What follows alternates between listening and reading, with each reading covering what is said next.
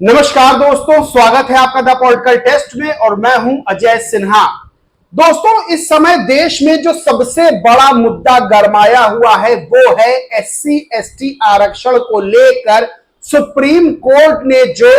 अपना फैसला दिया है, यानी एससी एसटी आरक्षण में कोटे में कोटा लागू किया गया है। यानी एक तरह से कह सकते हैं जैसे ओबीसी में क्रीमी लेयर चलती है, वही एससी एसटी कोटे में भी अब लागू की जाएगी।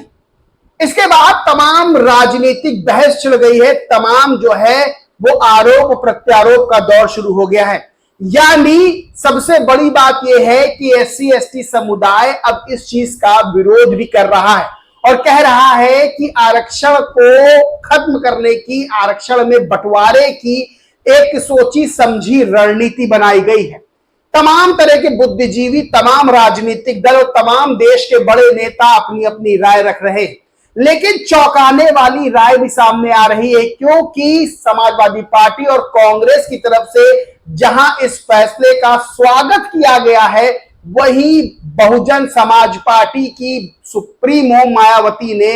इस फैसले का विरोध करते हुए चट्टान की तरह वो मोर्चा संभाले हुए हैं। सबसे बड़ी बात यह है कि भारत में अगर एससी एसटी समुदाय की बात की जाए तो अच्छी खासी संख्या, यानी खाली एससी समुदाय की संख्या 22% के आसपास है। और बीएसपी सुप्रीमो मायावती ने जो सवाल खड़े किए हैं वो अपने आप में बड़े सवाल हैं। सबसे बड़ी बात यह है कि लोकसभा चुनाव बीता है, उस दौरान आरक्षण को लेकर जिस तरह से इंडिया अलायंस खड़ा हुआ था, यानी आरक्षण पे आंच नहीं आने देंगे, आरक्षण को खत्म नहीं होने देंगे, आरक्षण को कोई छेड़ नहीं सकता है, आरक्षण को कोई छू नहीं सकता है, तमाम तरह के दावे और वादे किए गए थे। वहीं अब चुनाव खत्म होते ही आरक्षण यानी एससी एसटी के आरक्षण में कोटे में कोटा लागू करने का जो सुप्रीम कोर्ट ने फैसला लिया है, उस पर अब कई लोगों की राय बटी हुई नजर आ रही है। समाजवादी पार्टी के सांसद और अखिलेश यादव के भाई धर्मेंद्र यादव ने इस फैसले का स्वागत करते हुए जो बयान दिया है वो भी बेहद चौंकाने वाला है। दरअसल धर्मेंद्र यादव ने जो बयान दिया उनमें उन्होंने कहा कि हम समाजवादी लोग आज से नहीं बल्कि 60 के दशक से ही इन बातों की मांग कर रहे थे और आज इस न्यायालय ने मुहर लगाकर यह साबित कर दिया कि समाजवादियों की मांग जायज थी। वहीं सबसे बड़ी बात यह है कि कांग्रेस के जो मुख्यमंत्री हैं तेलंगाना के, उन्होंने तो एक ऐलान कर दिया कि सबसे पहले इसको जो है यानी एससी कोटा सब क्लैरिफिकेशन जो है उसको जो है क्लासिफिकेशन उसको जो है इंप्लीमेंट करने वाला राज्य जो है तेलंगाना होगा। सबसे पहले तेलंगाना में लागू किया जाएगा। अब सबसे बड़ा सवाल यह खड़ा होता है कि इस चीज को लाने की जरूरत क्या थी, और इस चीज को लाने के बाद अब जहां बीएसपी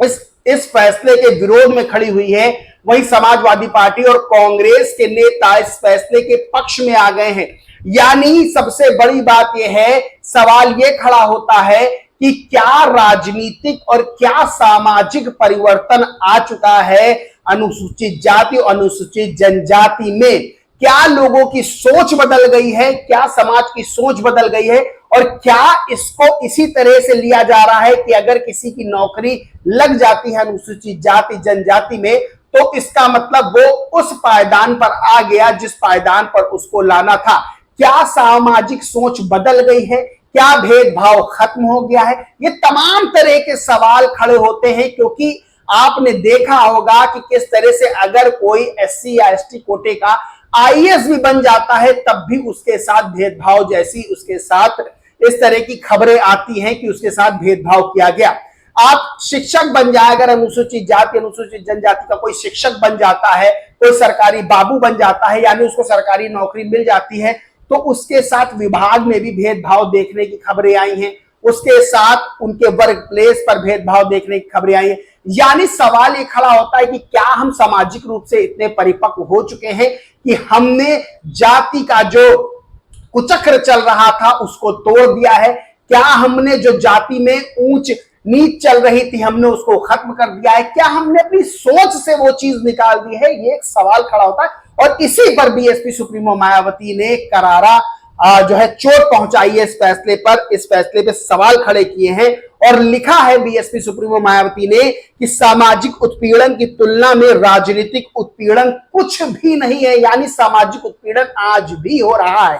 क्या देश के खासकर करोड़ों दलितों व आदिवासियों का जीवन द्वेष व भेदभाव मुक्त आत्मसम्मान व स्वाभिमान का हो पाया है? यानी क्या भेदभाव खत्म हो गया है? क्या वो समाज जो हजारों साल निचले पायदान पर रहा, जिसको जो है शोषण का शिकार होना पड़ा, क्या वो एक सरकारी नौकरी मिलने के बाद या दो सरकारी नौकरी के मिलने के बाद उस पायदान पर आ गया है कि उसको भेदभाव का सामना नहीं करना पड़ रहा है? फिर बीएसपी सुप्रीमो ने आगे लिखा, अगर नहीं तो फिर जाति के आधार पर तोड़े व पछाड़े गए इन वर्गों के बीच आरक्षण का बंटवारा कितना उचित।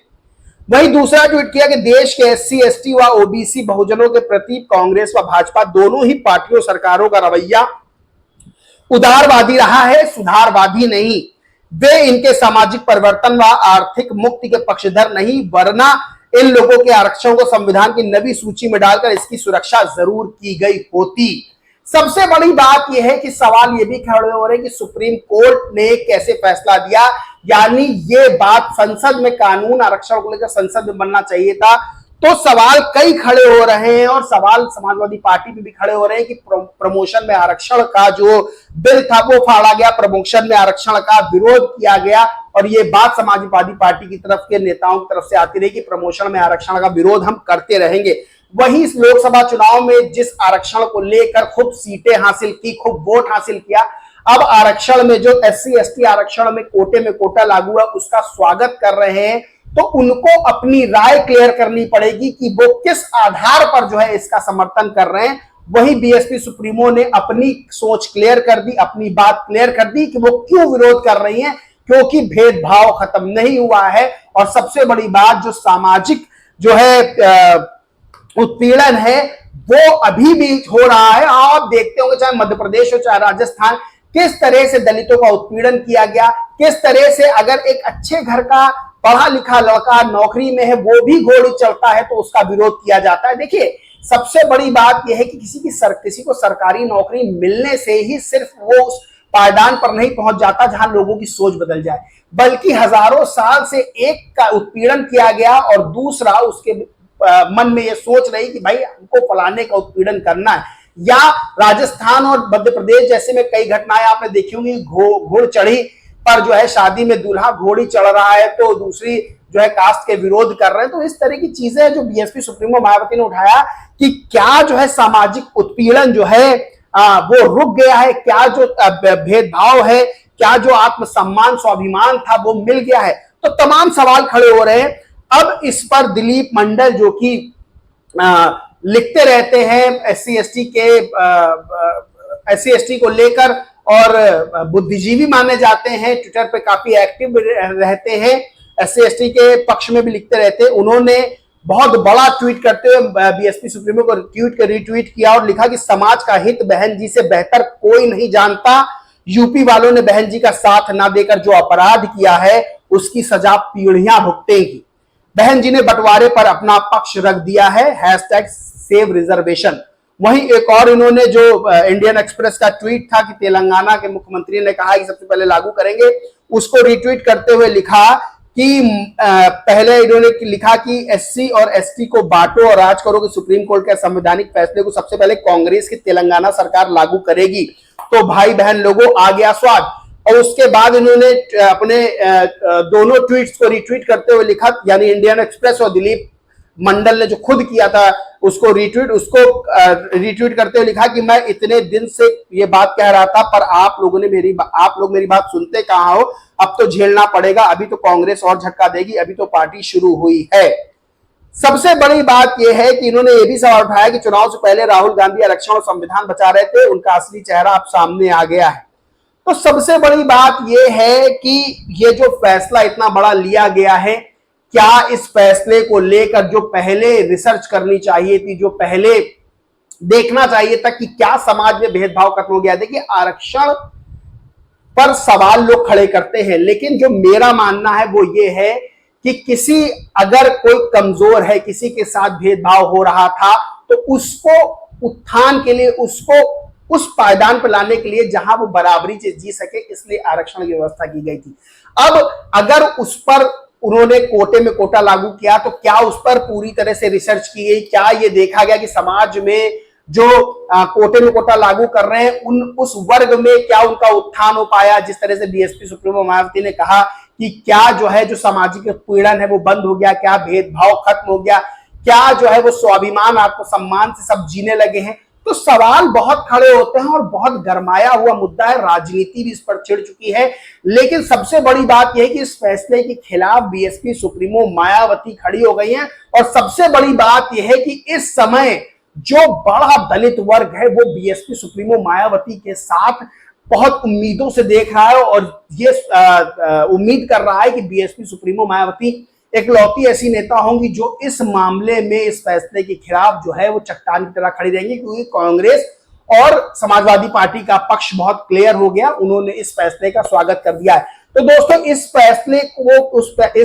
जो फैसला आया सुप्रीम कोर्ट का, इस पर तो बहुत रिसर्च की जरूरत है, बहुत ज्यादा इस पर जो है राजनीति तो चली रही है, मुद्दा भी बहुत गरमाया हुआ और सबसे बड़ी बात यह है कि इस मुद्दे पर तमाम तरह की राय लोग अपनी अपनी रख रहे हैं। लेकिन बीएसपी सुप्रीमो मायावती ने इस फैसले का विरोध कर दिया है और आने वाले चुनाव में यह मुद्दा बहुत असर डालने वाला है। यानी यह मुद्दा सबसे बड़ा ऐसा मुद्दा होगा जो आने वाले चुनाव में, जहां जहां राज्यों में चुनाव हो रहे हैं, उत्तर प्रदेश में उपचुनाव और